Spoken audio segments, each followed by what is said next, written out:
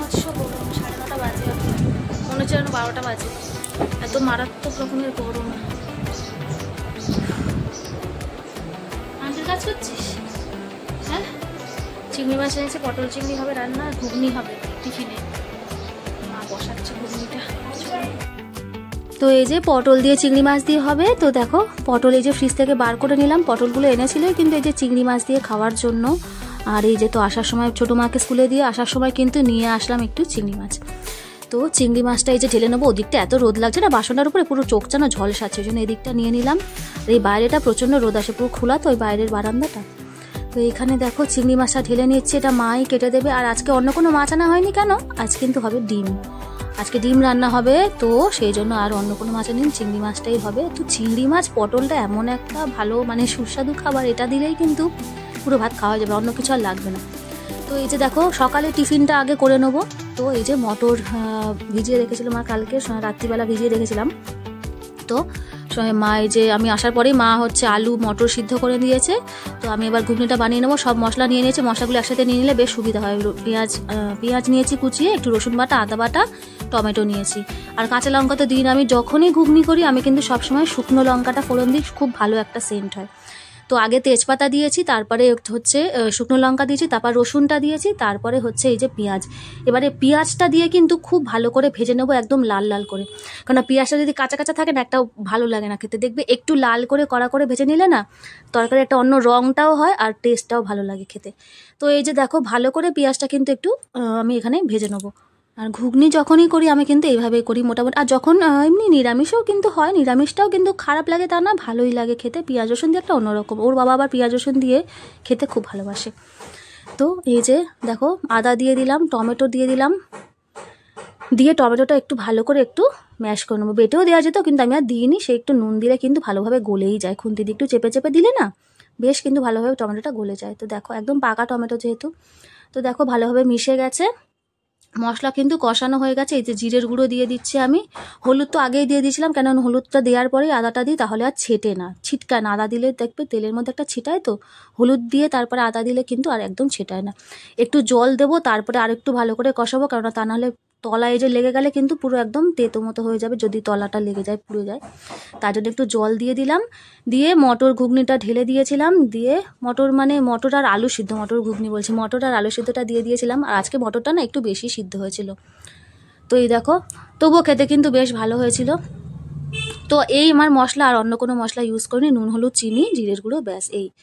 তো দেখো ঘুগনি কিন্তু আমার একদম মোটামুটি রেডি হয়ে গেছে। আর একটু ঝোল ঝোল না আমাদের বাড়িতে সবাই খেতে খুব পছন্দ করে, শুকনো শুকনো একটু মাখা মাখাটা ভালোবাসে না, সবাই একটু ঘুগনির ঝোলটা খায়। তো এই আমার বড় মাকেও দিয়ে দেবো। দেখো আজকে কিন্তু মুড়ি দিয়ে করবো, আজকে এই গরমে আর রুটি লুচি কিচ্ছুই করবো না, মুড়ি দিয়েই খেতে ভালোবাসে ওরাও।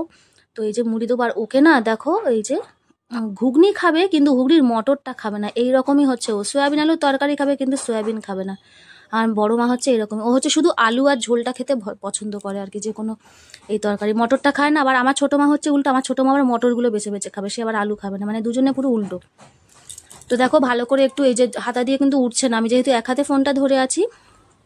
তো দাঁড়াও, ফোনটাকে রেখে তারপরে কিন্তু ওর এই মটরগুলো সব বেছে দিতে হবে, তা না হলে ওই খাওয়ার সময় খুব ঝামেলা করবে মটরগুলো পড়লে। দেখো মটরগুলো কিন্তু বেছে দিয়েছে, একটা দুটো আছে ওগুলো ফেলে দেবে, দিয়ে এই যে দাঁড়িয়ে আছে, আবার বলছে মটরগুলো তোলো, একটা দুটো আছে সেগুলো ওকে আবার তুলে দিতে হবে।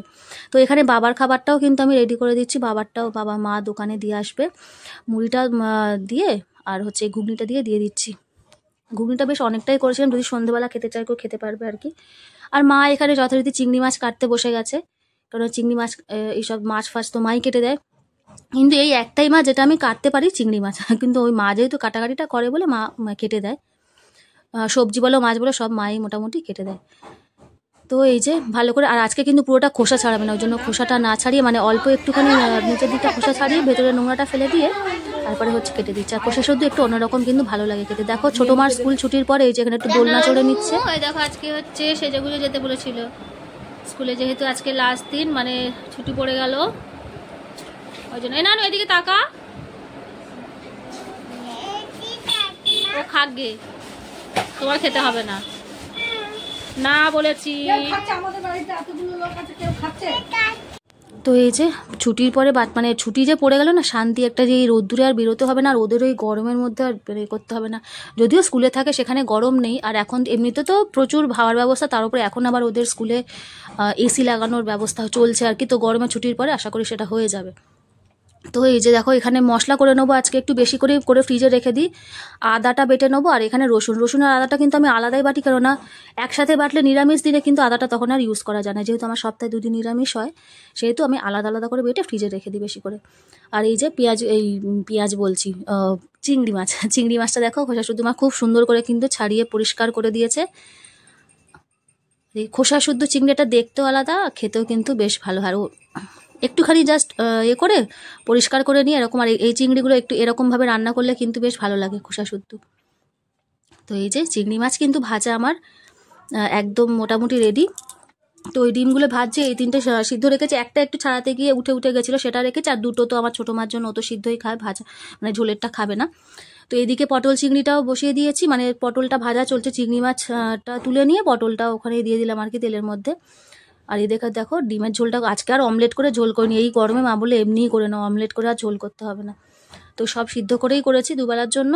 এদিকে দেখো চিংড়ি মাছটাও কিন্তু আমার রেডি, চিনি দিয়ে দিলাম লাস্টে, ব্যাস একদম কিন্তু ফুল রেডি। সামান্য লাস্টে একটুখানি সামান্য 1 চিমটি মতো গরম মশলা দিয়েছিলাম, বেশি দিইনি, কেননা বেশি দিলে আবার গরম মশলারই গন্ধটা আসবে, তখন চিংড়ি মাছের ফ্লেভারটা চলে যাবে, ওই জন্য চিংড়িতে সবসময় গরম মশলাটাও একদম অল্প সামান্য পরিমাণে দিই আমি।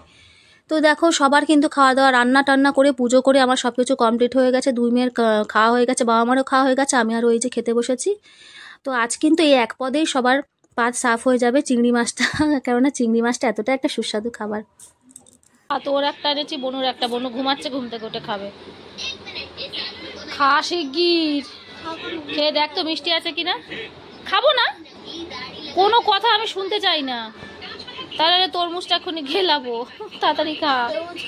তরমুজ খাবি? তরমুজ খেলেও বিকেলে কলা খেতে হবে, বিকেলে তো তোর খিদে পাবে, তোর তো বিকেলে করে আবার খিদে পাবে এক্ষুনি, একটু পরেই বলি মা আমার খিদে পাচ্ছে, ভাত খেয়ে উঠেই খিদে পেয়ে যায় ওর, এত ভাত খায় ও। না অর্ধেক করা যাবে না, ওইটা কলাটা খেতে হবে।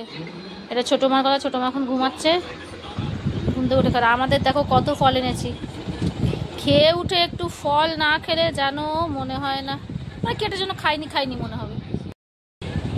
এই আমি খাবো, ও খাবে, আমার বড় মা একটু খাবে, আর আমার নানু ঘুম থেকে উঠে একটু খাবে।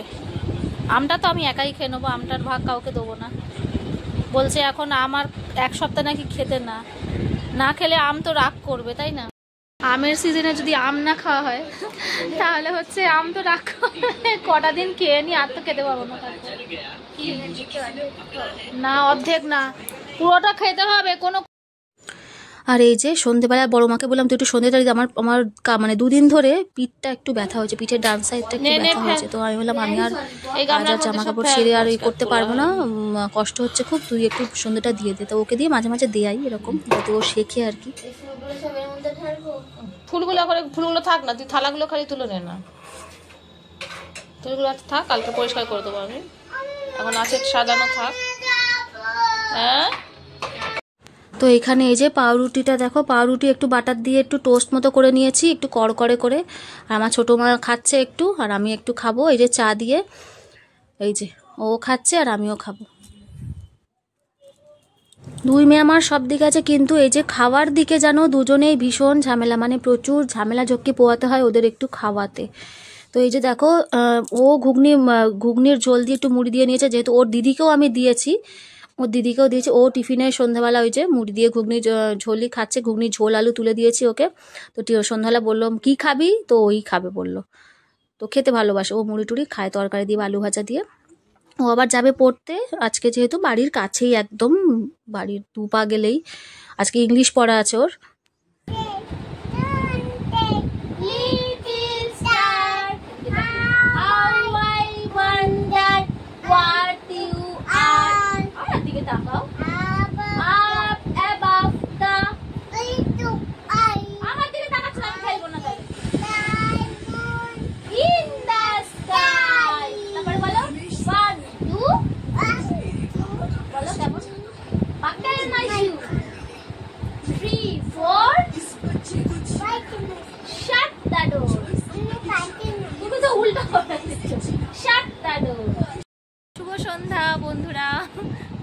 8টা বেজে গেছে, শুভ সন্ধ্যা। সন্ধ্যেবেলা আমার মেয়েরা এত হাফু চাপু করে, আমার আর সন্ধ্যাবেলা আর ক্যামেরা অন করা হয় না।